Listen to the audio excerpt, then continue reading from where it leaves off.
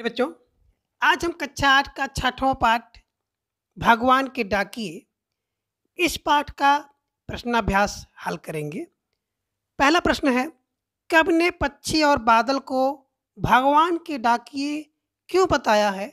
स्पष्ट कीजिए। उत्तर देखें, कवि ने पक्षी और बादल को भगवान के डाकिए इसलिए कहा है क्योंकि जिस प्रकार डाकिए संदेश लाने का काम करते हैं, उसी प्रकार पक्षी और बादल भगवान का संदेश हम तक पहुंचाते हैं। उनके लाए संदेश को हम भले ही ना समझ पाएं, पर पेड़ पौधे, पानी और पहाड़ उसे भली प्रकार पढ़ समझ लेते हैं। जिस तरह बादल और पक्षी दूसरे देश में जाकर भी भेदभाव नहीं करते, उसी तरह से हमें भी आचरण करना चाहिए। वास्तव में इनका संदेश किसी व्यक्ति विशेष के लिए ना होकर पूरे संसार के लिए होता है, जो विश्व बंधुत्व की भावना का द्योतक है। अब प्रश्न संख्या 2 देखें, पक्षी और बादल द्वारा लाई गई चिट्ठियों को कौन कौन पढ़ पाते हैं? सोच कर लिखिए। पक्षी और बादल द्वारा लाई गई चिट्ठियों को प्राकृतिक उपादान जैसे पेड़ पौधे, पानी और पहाड़ ही पढ़ पाते हैं, हम मनुष्य नहीं। किन पंक्तियों का भाव है? पहली पंक्ति है भाव, पहला भाव है, पक्षी और बादल प्रेम, सद्भाव और एकता का संदेश एक देश से दूसरे देश को भेजते हैं। और दूसरा भाव है, प्रकृति देश देश में भेदभाव नहीं करती, एक देश से उठा बादल दूसरे देश में बरस जाता है। अब देखिए उत्तर, पक्षी और बादल ये भगवान के डाकिए हैं, जो एक महादेश से दूसरे महादेश को जाते हैं। हम तो समझ नहीं पाते, मगर उनकी लाई चिट्ठियाँ पेड़ पौधे, पानी और पहाड़ बाँचते हैं। इस पंक्ति का भाव है कि पक्षी और बादल प्रेम, सद्भाव और एकता का संदेश एक देश से दूसरे देश को भेजते हैं। अब देखें दूसरा, एक देश का भाव दूसरे देश में पानी बनकर गिरता है।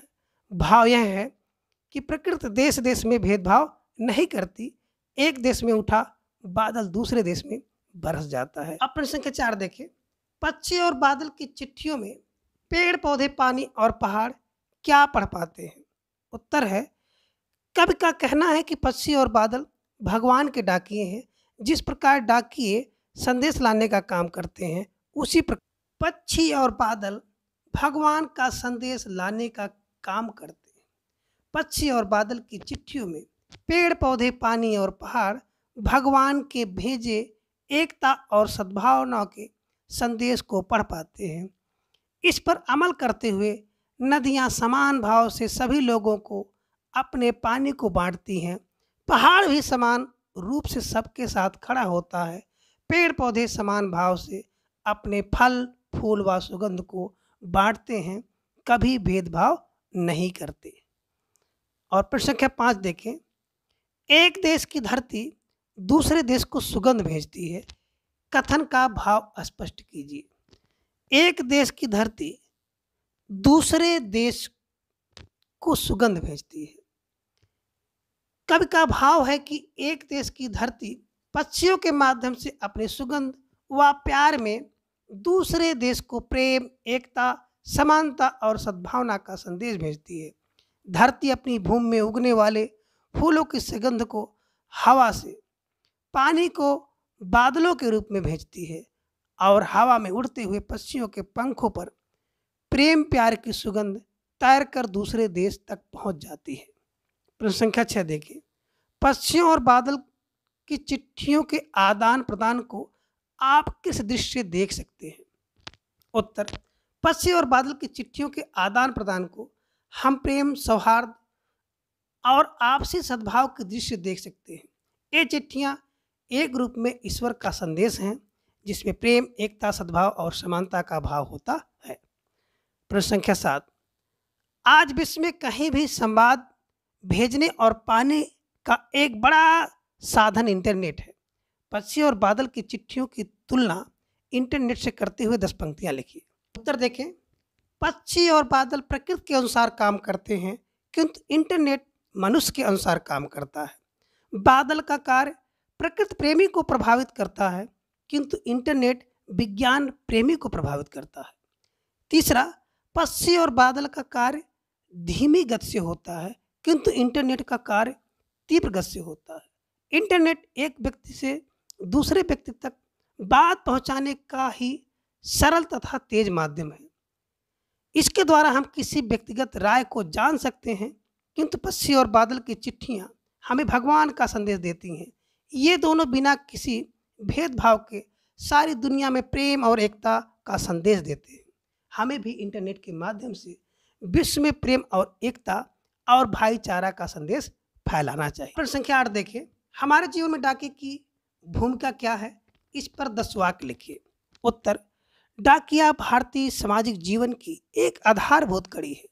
डाकिया द्वारा डाक लाना, पत्रों का बेसब्री से इंतजार, डाकिया से ही पत्र पढ़वाकर उसका जवाब लिखवाना इत्यादि तमाम महत्वपूर्ण पहलू जिन्हें नज़रअंदाज नहीं किया जा सकता। हमारे जीवन में डाकिये की भूमिका अत्यंत महत्वपूर्ण है। भले ही अब कंप्यूटर और ईमेल का ज़माना आ गया है, पर डाकिया का महत्व अभी भी उतना ही बना हुआ है जितना पहले था। कई अन्य देशों ने होम टू होम डिलीवरी को खत्म करने की तरफ कदम बढ़ाए हैं या इससे सुविधा शुल्क से जोड़ दिया गया है। वही भारतीय डाकिया आज भी सुबह से शाम तक चलता ही रहता है। डाकिया कम वेतन पाकर भी अपना काम अत्यंत परिश्रम और लगन के साथ संपन्न करता है। गर्मी, सर्दी और बरसात का सामना करते हुए वह समाज की सेवा करता है। भारतीय डाक प्रणाली की गुडविल बनाने में उनका सर्वाधिक योगदान माना जाता है। तो प्यारे बच्चों, आज की क्लास में बस इतना। अगली क्लास में हम लोग अगला पाठ पढ़ेंगे। तब तक के लिए थैंक्स फॉर वॉचिंग।